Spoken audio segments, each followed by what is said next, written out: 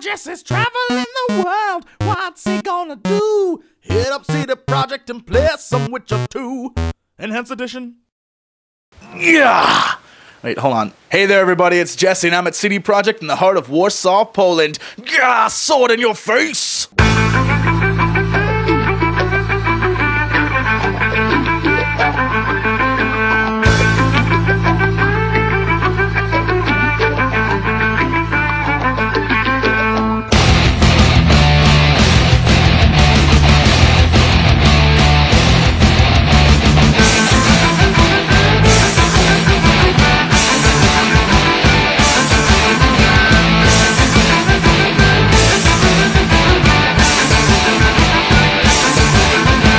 So you're probably thinking, Jesse, what are you doing in Poland, and why did CD Projekt invite you there? Well, the answer to both, my friends, is the same thing. The Witcher 2 Enhanced Edition.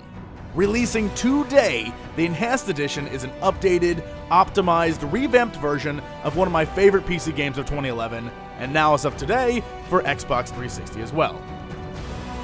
And of course, I was extremely lucky not only to have access to the game a week early, but to be part of a press conference featuring the new Xbox 360 features. And I also had a chance to sit down and talk with the developers about all the aspects of the game. But that's not all. Since GOG.com is located there as well, I managed to learn all about their upcoming new DRM-free games and the changes to the site as well, but we'll save that for tomorrow. Oh, and did someone say Witcher interactive iPad game? Yeah, that just happened. But I digress. Let's talk Witcher 2. When you see the words Enhanced Edition, you immediately want to know what is so enhanced about it. Well, for fans of the original Witcher, you know it too had an Enhanced Edition, which, by the way, was recently released on Steam for Macs as well as PC. And what made the Witcher 1 Enhanced Edition so important was that it took the game's graphics, gameplay, and story to a whole new level based on fan input about the initial release. So with Witcher 1 we finished the game, it was our first game, and then we got a lot of feedback and we thought that we should correct this and that, add this and that, and we've been working on it a year and we released Enhanced Edition. So a real dream come true edition. At the same time we gave all this content away for free for all of those who bought the game originally. I think that was kind of cool, and then of course we released a new version to the market, and we actually sold a lot because I think people liked it and told their friends that it's a good deal and a fair approach. With Witcher 2, in case of the PC version, it's similar, but this time we decided to bring the console Xbox 360 version to the market. So actually that's the only available edition of Witcher 2, and that's again the most definite and ultimate version of Witcher 2, with bells and whistles, totally polished, actually built for the ground up for Xbox 360, with additional content in comparison with the original Witcher 2 PC release, which was last year. So 4 hours of totally new gameplay, 2 new big quests, over 30 minutes of new cinematics, big CGI intro, and then as well an outro, and over 100 fixes. So that's pretty much what Enhanced Edition is. I would call it maybe Ultimate Edition as well. Yeah, you heard correctly. Now included with the original Witcher 2 are 4 more hours of gameplay, 2 new major quest lines, 30 minutes of additional cutscenes seamlessly woven into the story, and a new intro and outro, as well as other changes addressing most of the other concerns the players had. The major thing which we're unhappy with, and because we're releasing Enhanced Edition, I can be very honest about it right now. I couldn't say this before that openly, but it was the balance obviously of the game. So initially when we released the game was way too difficult at the beginning, and then it was a bit too easy towards the end. But that's what we've done in a patch, and then in a major update version 2.0. What we corrected, or what we actually enhanced in the Enhanced Edition, is the end of the game. I mean, I played through it several times, and the third act and then the epilogue, they were lacking a little bit of context, so that there are some flashbacks, there are cutscenes explaining the story better, and giving a little bit more to think about to the gamer. And then there's of course a beautiful intro and outro, which we didn't do, and right now we have it in the game. So I would say this would be pretty much what the enhanced edition is for me, but I think that every gamer who will be checking it out might find something that was addressed, what he or she would have changed, because we have actually taken a lot of comments from the forums, from the emails we got, and we addressed quite a few of them.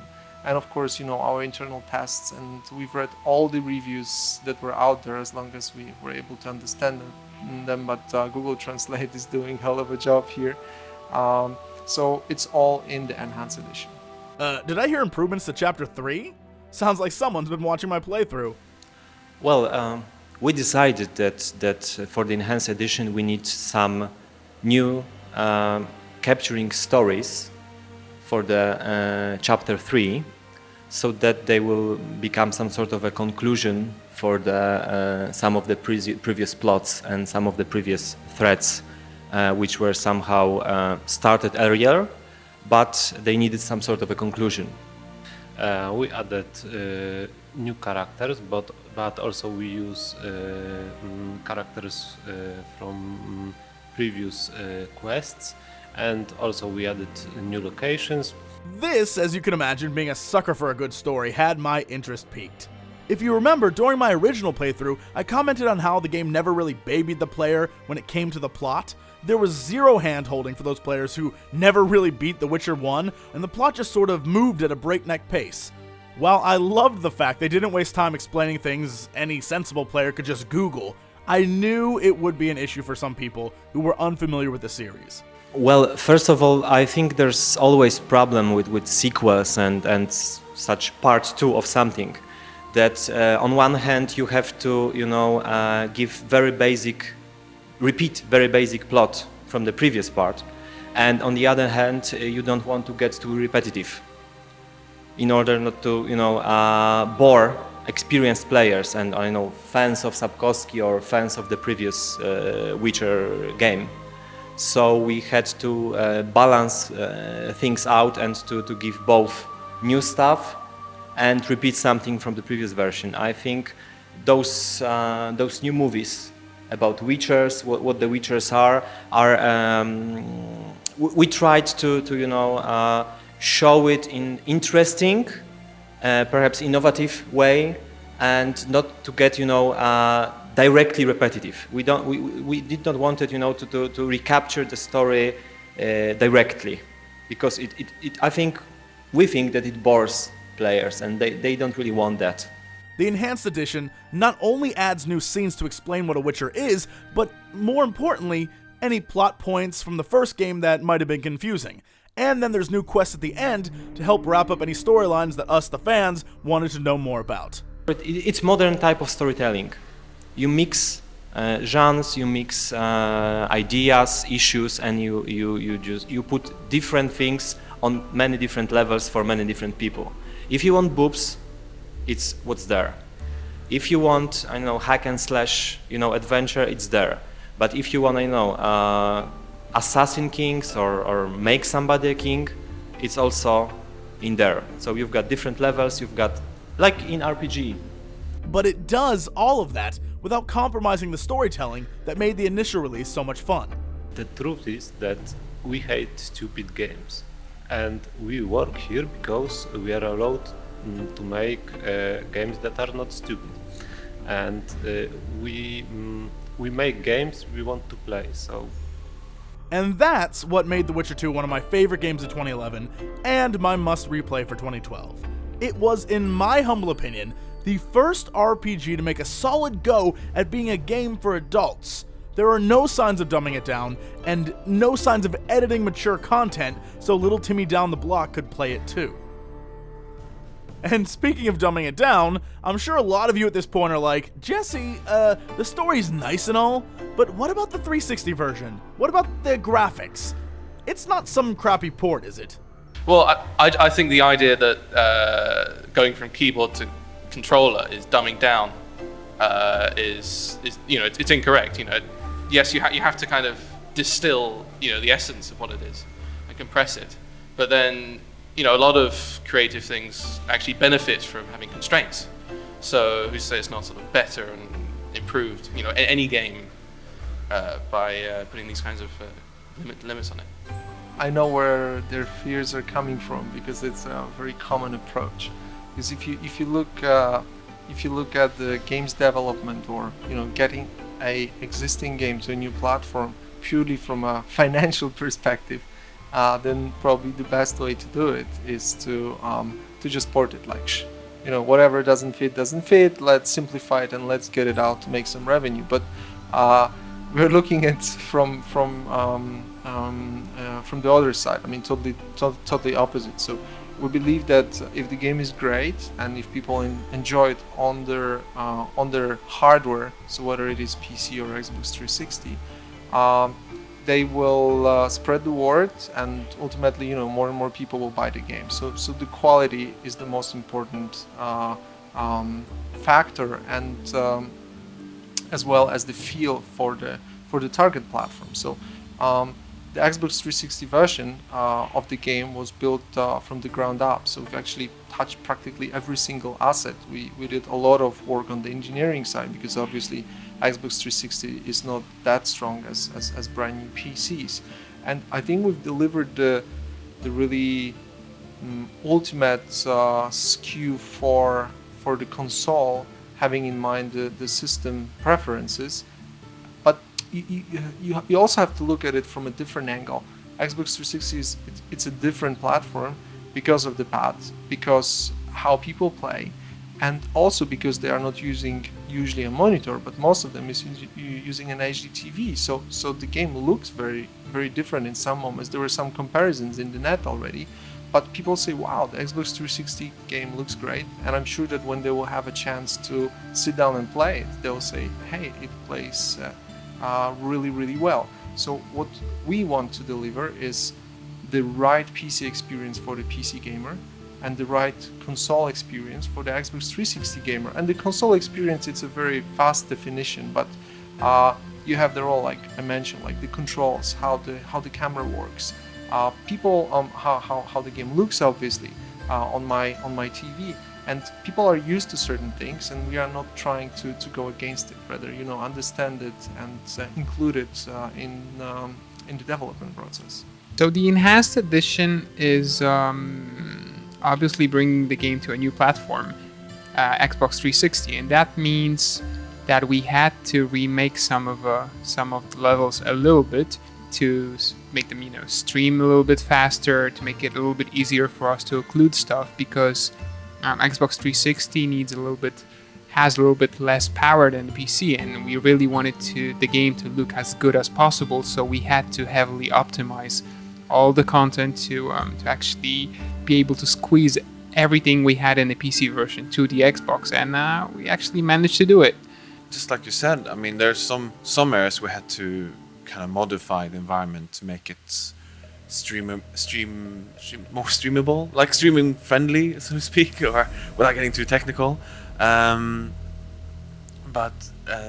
maybe if you're as a PC player and your experience of the PC version is, you played with the game and you play the Xbox game, you probably will notice some small differences in, like, there's an extra door here, or there's it's changed a little bit here, but it's very, very small changes really, and it doesn't really impact the gameplay at all. It's just to make it smoother with the streaming times and stuff, just for the enhancing the gameplay experience really. Well, there's been a lot of work put into revamping the control to make it more suited for a gamepad. I mean, I remember playing the PC version, and I think it's come a long way in that respect, to just focus primarily on, of course, using the gamepad. And the user interface has also changed to adapt to that as well.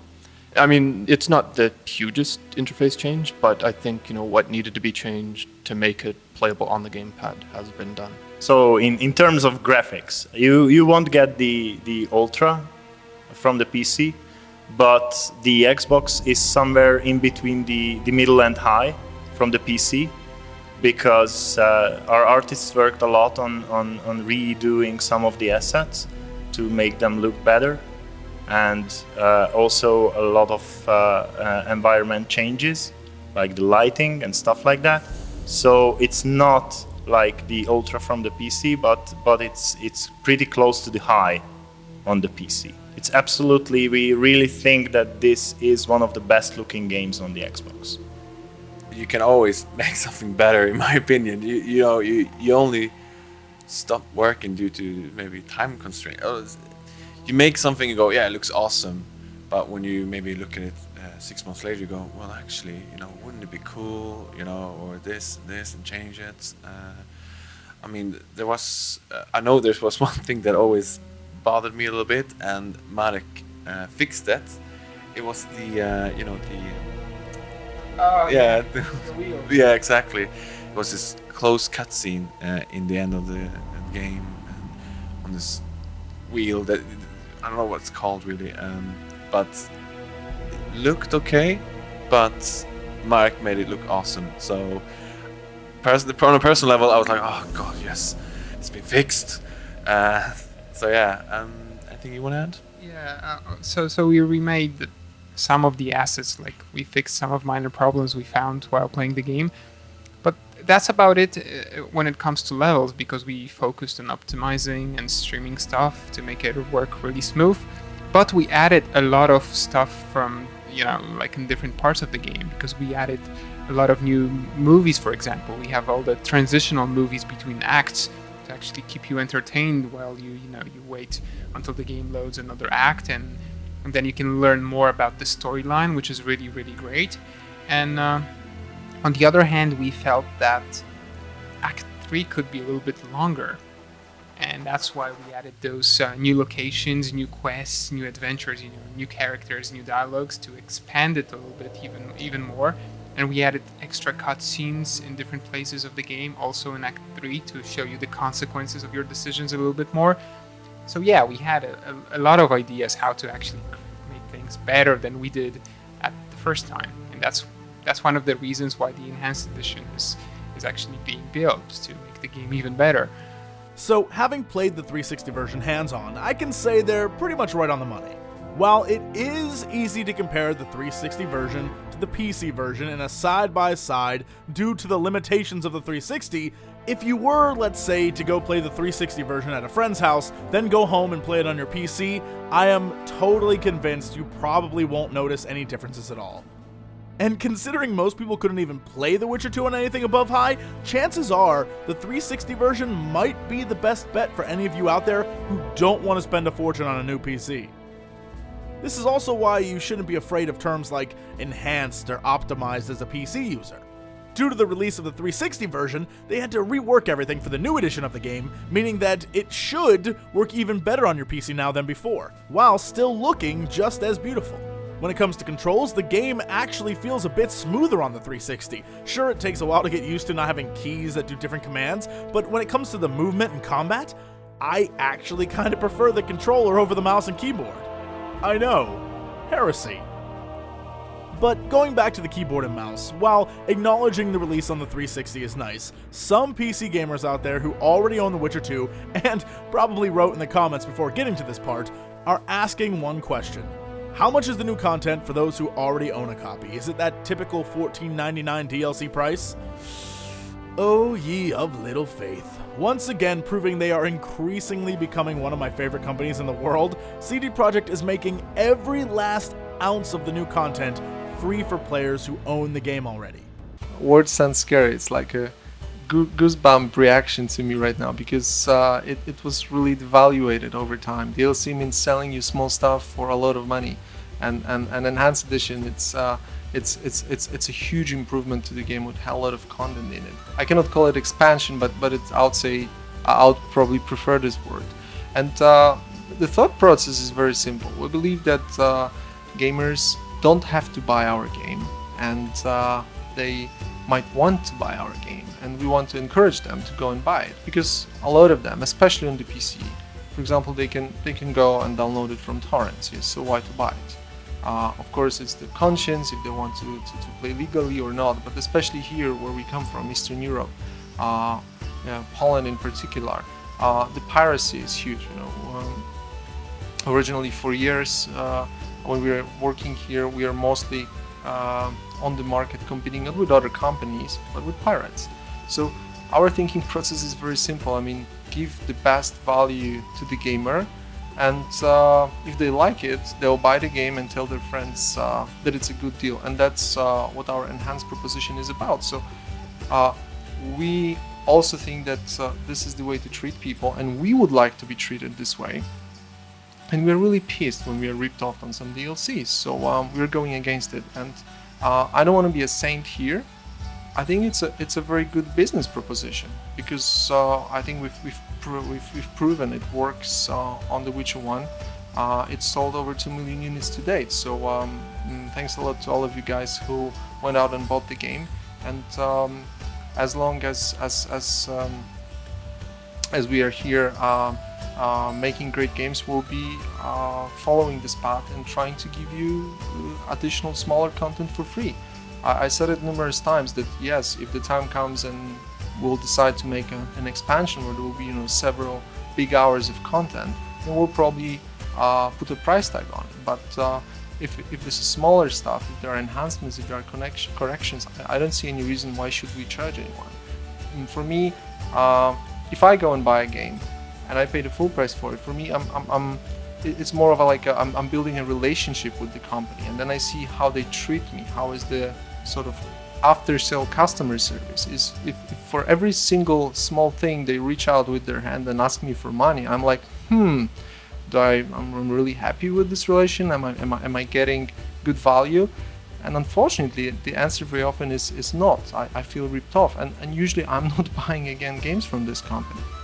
So simple as that. And that is what makes the Enhanced Edition worth a look. If you own the game already, you get new free content. And if you don't own it, you not only have a chance to pick it up on a console system now, but you also get a ton of new stuff to go along with it. And that to me makes The Witcher 2 Enhanced Edition one of this year's best gaming buys, and entirely the reason for my promotion of it. I love this game, and if you watched my playthrough of it last year, I barely even scratched the surface of what it has to offer. Buy it, play it, and trust me, you will love it. Anyway, guys, that's it. But before I go, I have to ask, can I get a voice in the Witcher series? No. There's no money really that's going to, no. There's always Trish. Yeah. I said that. I think we will have to ask Marcin. Yeah, exactly. At this moment, We can switch places for a moment. Actually, I really like this idea. So we'll send you some lines to record, and then we'll release a patch to actually have you as a voice in the game. So I think it's a done deal. I'm really glad that you proposed this, and please await an email with the lines to be recorded, and you'll be in the game, no problem. Wait, really?